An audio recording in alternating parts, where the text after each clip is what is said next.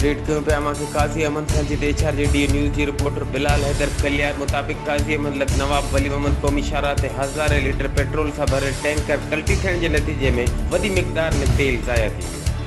जॾहिं त अहिड़े वाक़े बाद मोटरवे पुलिस सां गॾु काज़ी अहमद पुलिस जी भारी नफ़री पहुची क़ौमी शाहराह जे ॿिन्ही पासनि खां ट्रैफ़िक खे बंदि करे छॾियो, जंहिं सबबु ईंदड़ वेंदड़ गाॾियुनि जी कतारूं लॻी वियूं।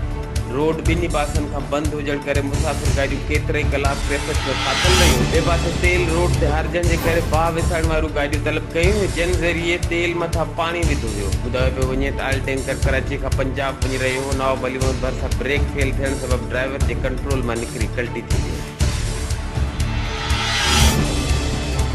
HRJD न्यूज़ 3 वक़्त ताईं बस एतिरो ई। वधीक ख़बरनि ऐं अपडेट्स लाइ ॾिसंदा रहो HRJD न्यूज़।